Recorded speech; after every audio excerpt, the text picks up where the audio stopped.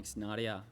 Hi, everyone. I can't tell you how great it is to see so many people here for a project that I've been working on for 3 years now.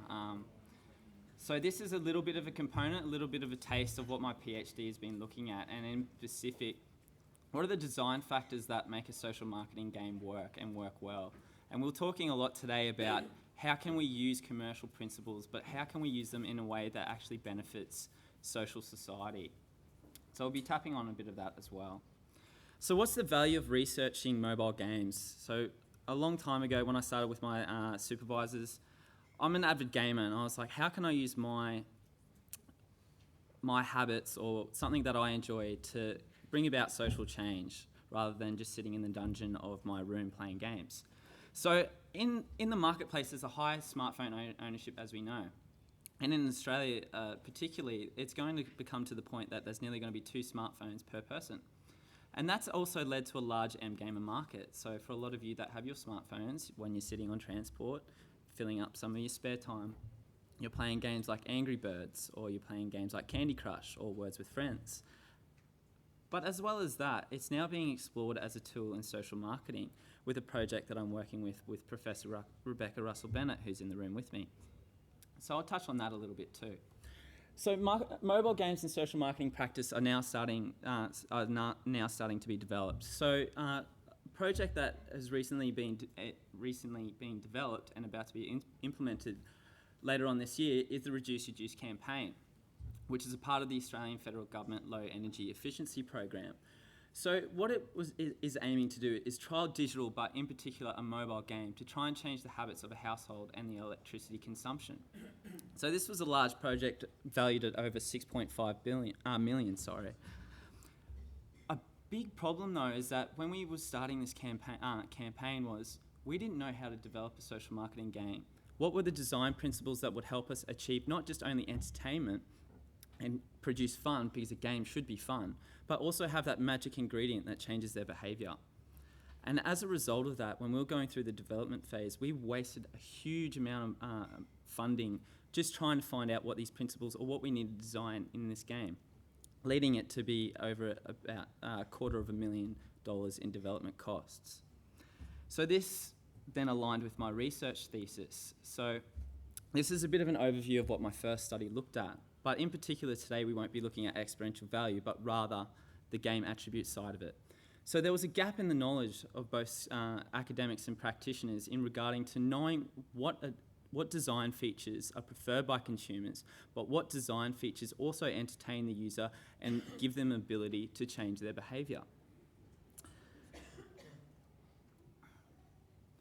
So when we're looking through the literature and looking what gaming has told us, and there's a lot of literature in the areas of serious games, educational games. I could go on for days and days about the application of games outside of entertainment games. But what we noticed was that there was a huge overlap of existing frameworks or game attributes. People talked about character, they talked about avatar, they talked about feedback, things that sounded exactly the same. And there was just a long list, and we were trawling through trying to find what is this magic ingredient for a social marketing end game that consumers would like for entertainment purposes, but also for the assistance in changing their behaviour. So then we came along and then we tried to synthesize the literature. So remember that when I was looking through the literature, there were many game attribute frameworks. There was over 20 to 30 plus game attribute frameworks that could be applied. And there were many overlapping game attributes as well. But a big problem is that they were only identifying the factors that lead to entertainment creation, so amusing the player. What about the purposes of teaching someone or educating them to change their behaviour? What about simulating a behaviour so that they can learn it in a virtual safe environment so they can perform it out in the real world? These are things we'll touch on in my research findings. So then we went out and we decided to take an all-exploratory research approach because we didn't really know what was really happening with these social marketing end games. And luckily enough, there was already 4 developed out in practice that we could use.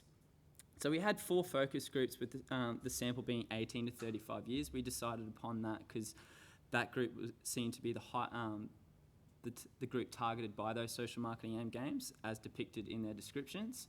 We used a hybrid coding, inductive and deductive. That means that we use theory and no theory to come up with our categories of themes.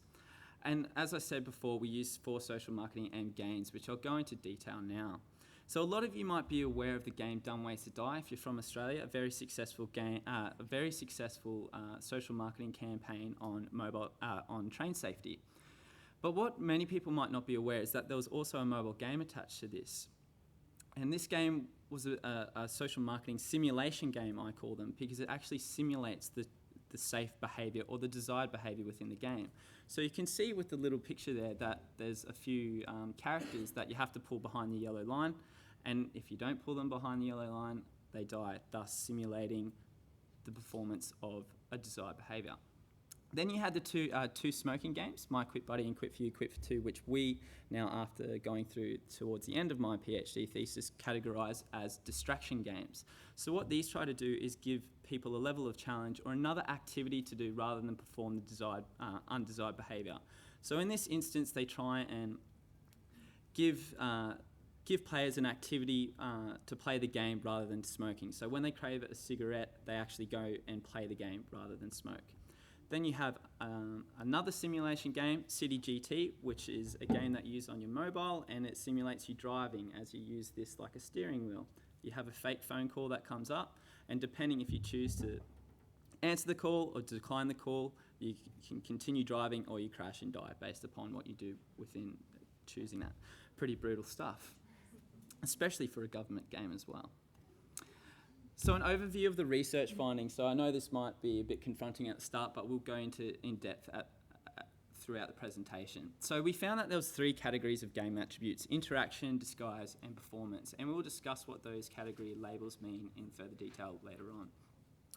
In all, interaction attributes are similar to those all found in games, and we call these interaction because simply those are the ones that interact with our senses. So you think about it, controls, that's your point of touch with the game, how you control the game. You have visuals, which is your sensory, and audio. Interestingly enough, when we were going through our focus groups, participants discussed how sound or audio wasn't really a desired aspect of the game, because when we were sitting there watching them play these games, they simply turned the sound or the audio off. So that's obviously a unique finding in itself, that you don't really have to potentially worry too much about the sound development in your game. We also found disguise game attributes, so they are similar but different when comparing to commercial and social marketing M games. Again, I'll go into that in depth. Then we found the third category, which is unique to social marketing M games, and that is performance, which is made up of virtual training and behaviour monitoring. So going into depth now into the research findings. So we won't actually focus too much on interaction attributes, purely because we going through my research findings, and if you would like to talk to me about it, I can explain more.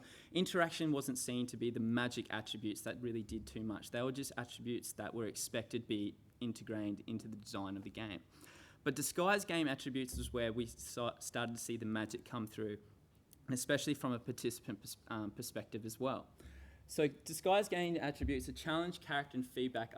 They are used as an entertainment game attribute, but they also mask the behavioural performance of a game. So when you think about challenge in the Dumb Ways to Die game, a challenge for you is to get your characters behind the yellow line, therefore integrating both an entertaining aspect to achieve the challenge, but you're also performing a behavioural aspect of the game as well. So when we talk to respondents, we go, well, what's a good thing about challenge? And they said there needs to be an optimal level of challenge. It can't be too easy and it can't be too hard, because if it's too hard, we'll get annoyed and we won't want to play it. If it's too easy, we'll obviously achieve it quite quickly as well. A really, really interesting finding was in regards to character and the Quit For You, Quit For Two game. Quit For You, Quit For Two targeted pregnant women, and especially when they're vulnerable to smoking. And they use characters quite well because they enabled them to players to form an emotional connection with the player, and then that gave them more motivation to perform a behaviour of not smoking, which was really interesting in itself as well. And as you would expect, feedback or the feedback in regards to giving points or rewards is always optimal for a gamer, and that gives players optimal motivation. If you keep telling them they're doing the right thing, they're reinforcing that behaviour. Feedback can be two ways. So feedback can be through information based on their behaviour inside the game, and other games also have the aspect of giving them feedback on their outside behaviour. So My Quit Buddy and Quit For You, Quit For Two would send feedback in regards that you're doing well, you're trying to quit smoking. So what was different about that we found about social marketing and games was these performance attributes, and these were found to be unique within the literature and something that my PhD is contributing to the social marketing literature. So there was two aspects which also led to two categories of games that aren't discussed in this paper, but another paper coming up. So behaviour monitoring was an aspect which allowed players to actually monitor their own behaviour in the outside world. So when you think about your apps with Nike Plus or other quitting smoking apps, you're allowed to put in your own behaviour and track your behaviour. So you can look at, I smoked 20 cigarettes last week, but this week I only smoked 10. And the game or the app can allow you to track that. And that's consistent with past research too, which has shown that the use of diaries, in this case virtual diaries and behaviour monitoring, enables people to actually monitor their behaviour and perform better behaviours more often. Then we had virtual training. Virtual training looked at the aspects where there were scenarios within the game that actually facilitate a real life behaviour. So if you think about City GT, you're driving along a car and you simulate a call coming in. And based upon answering the call or declining the call, you can actually simulate that behaviour. And again, using the done, wasted, die aspect, you can pull a character behind the line, or you can wait patiently for a train to cross the tracks. What was really interesting too was that in the virtual training aspect, that people actually discussed that they want to see this more often. If they're going to play a social marketing end game, don't just entertain us all the time. We know that there's a purpose behind this, and we would like to see you trying to do something that will change our behaviour. So a quick overview of the research findings. So findings suggest that social marketing end games have similar design to commercial and entertainment games. However, these are used differently, and we should be aware of that as well. So when we talk about game attributes such as character, challenge, and feedback, remember that these can be integrated and used as a disguise to overcome the behavioural focus of the game, and that stops it from appearing to be boring as well. When you think about it, when your children want to play a game, they want to play a game because it's fun, not because it's teaching them something.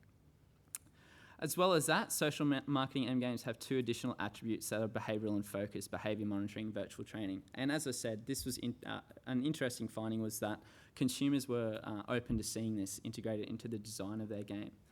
Also have some additional insights as well. So I've just recently finished a confirmatory second study using an online survey of 497 participants. And we're finding that we're actually starting to confirm these findings, that these game attributes can be used as a disguise, with them building both amusement value and behavioural value as well. What was really interesting though from this confirmatory study was that although we had 497 people accept to play the game, we had over 2,500 people actually decline to play the game, which may indicate that not all games work for all people, and it's hard to. We need to now understand how to encourage people to adopt these games and use these games, something that I think after my PhD would be a really valuable area of research. Just a final note too, results from my second study are showing that when we're building value for the player, so this is another paper that I've done, but I just thought I'd give you some insight. Results show that entertainment and behaviour value can influence the intentions of the player. So that again comes back to my point that you can't just simply entertain the player, you actually have to give them some form of value in regards to the behaviour, whether that be simulating the behaviour, giving them information about the behaviour, or having a game that distracts them from performing an undesired behaviour such as smoking.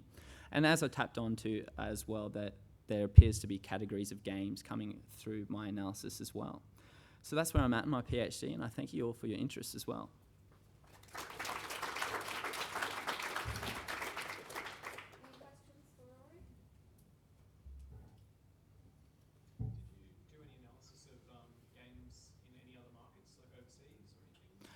I did do a scan of the market, so I found these games simply going through the iTunes store and the Google store. At that point in time, so this was 3 years ago now, there was only 4 games that I could find, and interestingly enough, they were only based in Australia.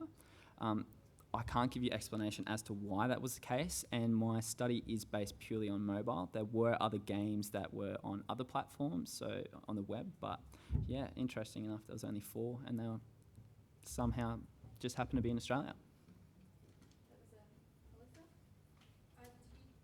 Do you have a look into the external environment of why they're on the games? Was there social norming? Were there other people, your friends were playing them, or Dumb Ways to Die was viral Yeah. hit? Was that really playing games? Yes, we did ask questions in the focus groups if they had actually played the game prior to that, and a lot of the time, a point I make in my PhD thesis is that these games seem to be supported by other outside marketing activities, and we're also doing that in our Reduce Your Juice project. You can't purely just build a game and then hope that it's going to be found on iTunes or Google Store. You actually have to have some communications or viral marketing, and then hope that the word of mouth gets around about your game, that it's engaging enough to play.